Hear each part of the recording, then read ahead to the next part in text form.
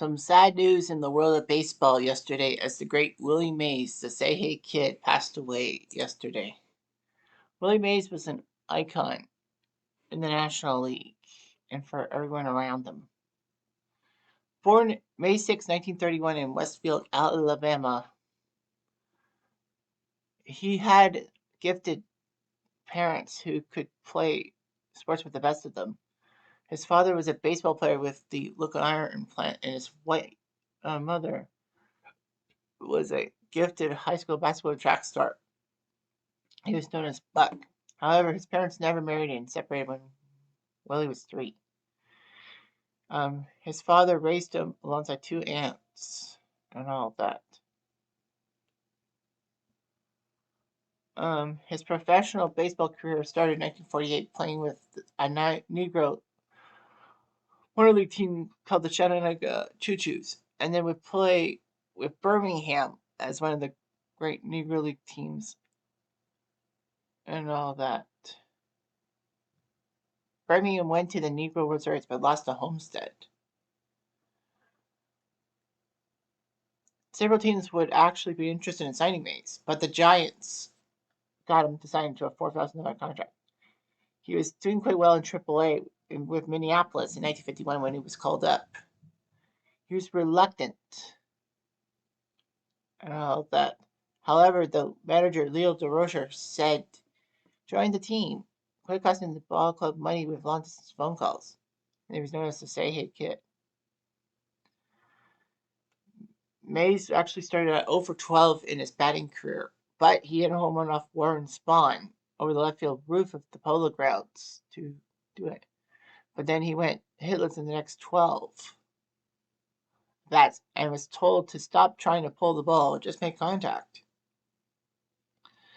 With that bit of advice, he jumped up to batting .274 in that 1951 season with 68 RBIs and 28 home runs. He was the NL Rookie of the Year.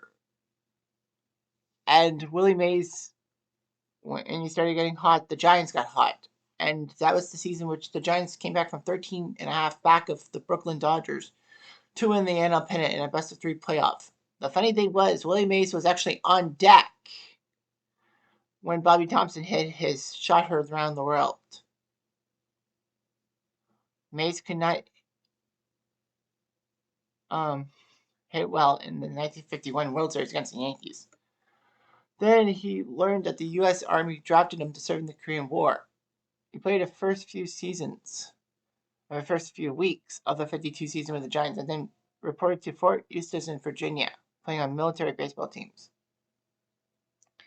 He missed a couple of seasons because of military service. However, he came back, and in a stunning move, his first season after coming back from the military in 1954, he not only won the World Series, he was named NL MVP. And yes, that was the season in which Willie Mays made that famous catch in Game 1 against the heavily favored Cleveland Indians in Game 1 when Vic Wertz hit a ball 425 feet from home plate. But remember, the Polo Grounds center field is like 457 feet. So Mays had room to make the catch, and he threw the ball into the infield. And it actually worked out because it prevented the 2 Cleveland runners from scoring on a normal fly ball. The Giants would win the game in the 10th inning on Dusty Rhodes' home run, not the wrestler. But anyway, Mays would start stealing bases and all that. He put up 51 home runs in 1955, but finished 4th in MVP voting. But it didn't matter.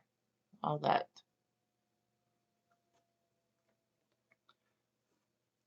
Well, the problem with Mays in 1957 was that his manager, Bill Rickney, didn't really trust him. But the trust built it up, and Mays' instincts were there, and he did pretty well for himself. In 1957, he became the 4th player in Major League history to join the Triple 20 Club, meaning 20 doubles, 20 triples, and 20 round trippers in a single season. And he put up 38 steals as well. Unfortunately, though, that would be the last season that the Giants would play in New York and would head to San Francisco at Seal Stadium for the first few years. Seal Stadium did not really help him out with his home run hitting. Neither did Candlestick Park in 1960. And then a lot of people said that if Willie Mays had played in any other home ballpark, he would definitely be challenging for Babe Ruth's record. Do you know how those wins are? Regardless, in 1961, he had one of the best games of his life, hitting 4 home runs and driving in 8 runs at County Stadium against the Milwaukee Braves. And he did pretty well. It was part of the 1962 pennant chase for the Giants, and he led the team in many categories and finished second in MVP voting to Maury Choo Choo Wills.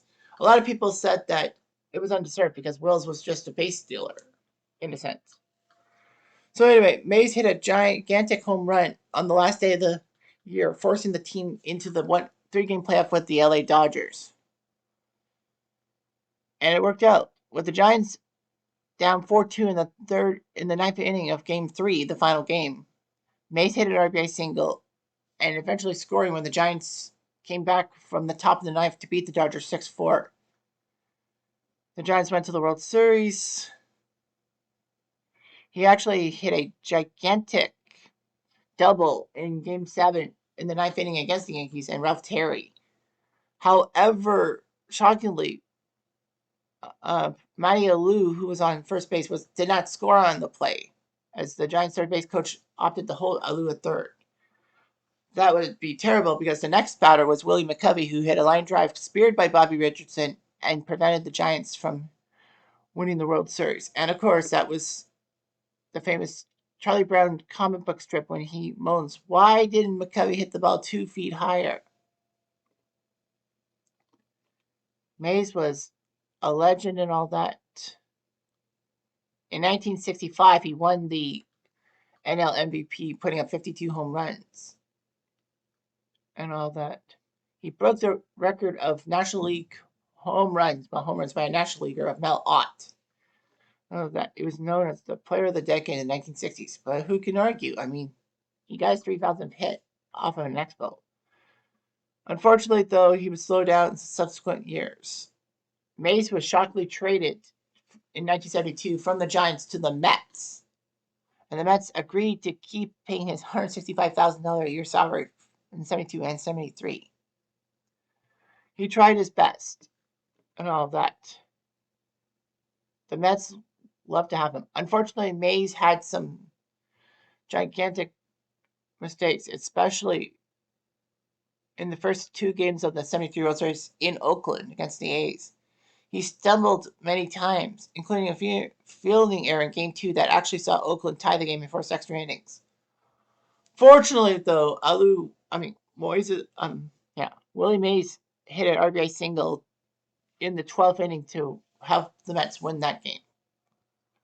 He put up 24 All-Star games, which are second most behind Hank Aaron's 25.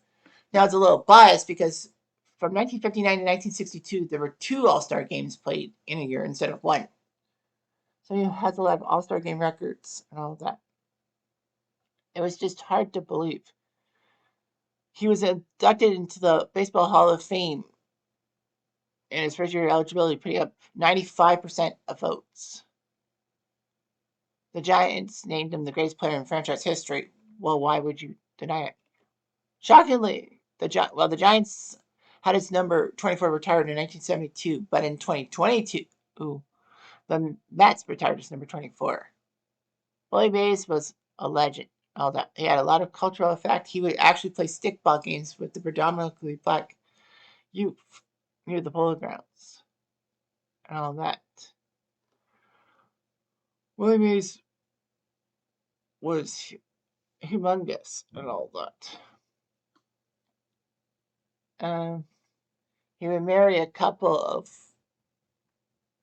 women, including May Louise Allen, who he married in 1971 and cared for her until 2013 when she died. Mays is the godfather of Barry Bonds because Barry's father, Bobby Bonds, was a Giants teammate of Mays. Mays had glaucoma and started getting blind and all of that. But the fact of the matter is, Willie Mays was still around. Willie Mays died of heart failure at his home in Palo Alto, California. He was only 93 years old. We'll be back.